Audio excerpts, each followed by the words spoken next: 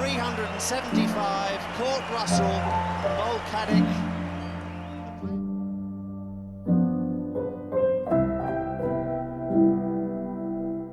Of course, I mean, that was, as far as I'm concerned, at the time, a great deal for me.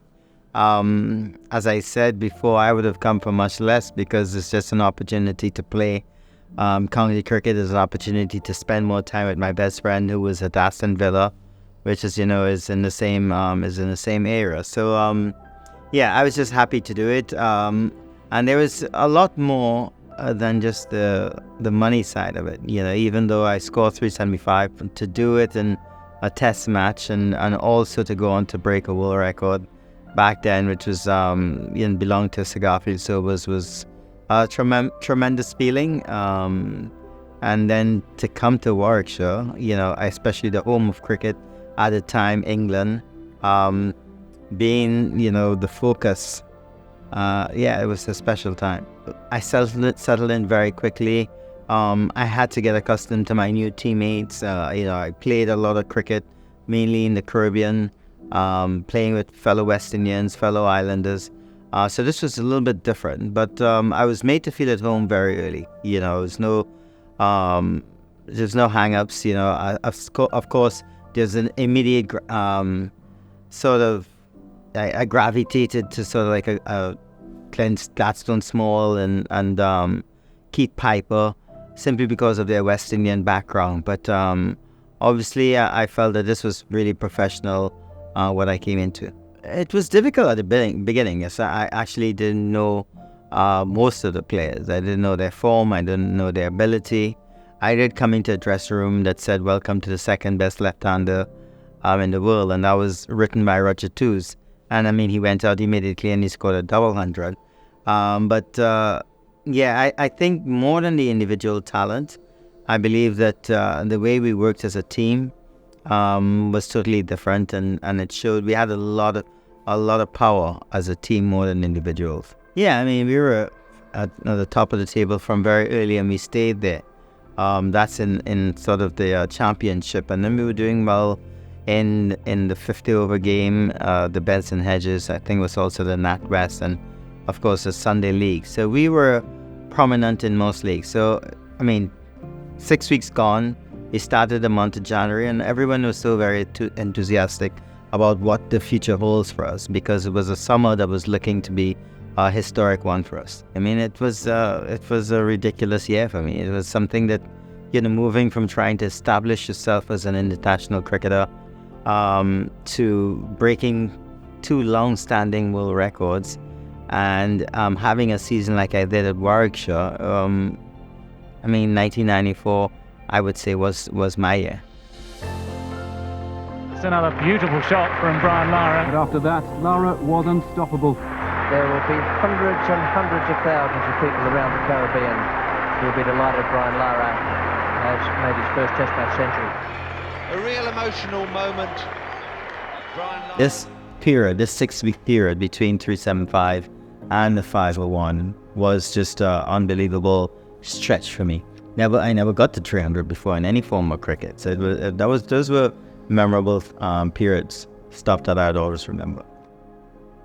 Start of play to lunch on the final day, and I pretty much just being aggressive and attacking a lot. I think I might have scored maybe 160 plus in the session, which is, a good effort, if I can say the least. But sort of passing the milestones, Graham Hick, McLaurin, and of course the 499. No way you can be aware of, scoring 499 or going past 499. I think it came into reality for me, when, scoring 375, getting past that. I remember asking if, I would love to get to 375 again. And obviously, then the thoughts of Graham Hick and, the other players who have scored 400 in a match came into being. And obviously, the colossal figure of 499 by Hanif Mohammed eventually. But at that stage, there was enough time. What was good about it as well, we might have started with a couple of people in the stands, and by 1, 2, 3, 4 in the afternoon, there were a few thousand people. And I remember Dennis Amos was quite happy about that, because I believe a lot was signing up for memberships during that period of time. So everyone sort of benefited from it. We played the last hour of any match. The two captains are the one who decide. They must get to the 10th over, and then the two captains would come together, shake hands, and inform the umpire that's it. And I was playing on that fact. I knew that it was 20 overs. I knew we were getting to the mandatory 10-over period before a decision can be taken, but I didn't know the decision could be taken by the umpires. They're the ones that were in charge. In the Caribbean, the captains are the one who would have to have a discussion. So when Keith Piper told me that, obviously it was in the middle of the 10th over. He said, "This is the last over." I said, "No, it's not." He said, "Yeah, this is. The umpires are going to pull the stumps after this over." I was in a lot of form, and I remember on the Friday when I got bowled with a no ball and I got caught behind on 17, I ran a single, and I told the umpire at the non-strikers end that I think I ran out of form. I think I just come to end because I had quite a few hundreds. I think maybe 5 out of 6 hundreds for the season so far. So I definitely felt like things were coming to an end, but they didn't. Roger Twos, I think I went in and he was at the wicket, and you talk about Trevor Penny, who still today said I was just stealing the strike from him every 6 ball of the over. Well, as I said to him, I think they came to watch me bat too. But Keith Piper getting 100 was brilliant. That's one of the closest guys I stood at first slip a lot, so I had a lot of discussions, and what an outstanding wicket keeper. I felt that he's one of the best that I've ever seen, and for him to get 100, for him to be there with me as well at the end was special. John Morris is bowling. I know he's not going to bowl anything special, and wherever he landed the ball, and it was going to make contact with the bat. I know that for sure. I wasn't going to come that far and not cross the line. I think the previous ball was a short ball. I swung, I finished my shot before the ball arrived. So don't let him fool you. That was like a slow short ball that just I didn't pick up the timing of the ball, the speed of the ball. And I had a quick look around. I knew John Morris had the ball in his hand. He was ready to deliver.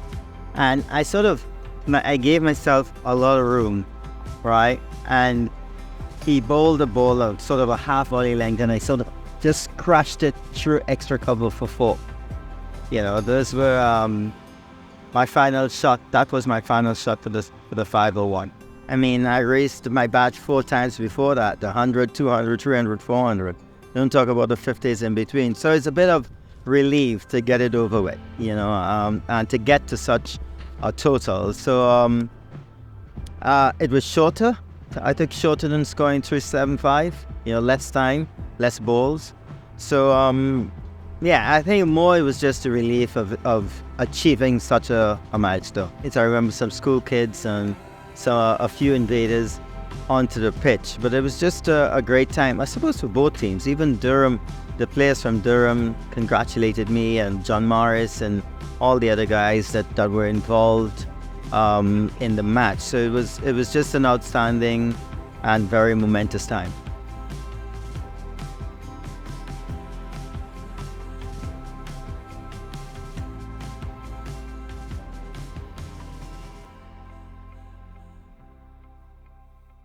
You gotta understand the emotions. You score or you break another world record, there's a certain things that are gonna come with it.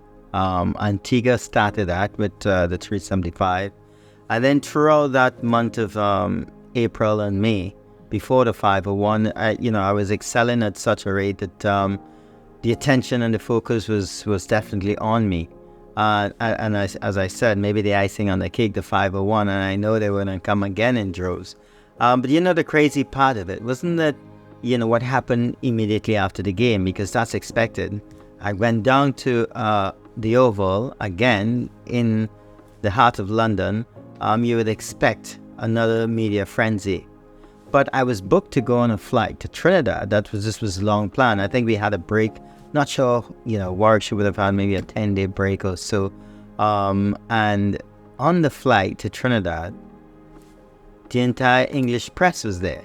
I was going back to see my mother and to see my family and just to spend a little bit of time, because I didn't have much time after scoring 375, so I needed a little bit of break.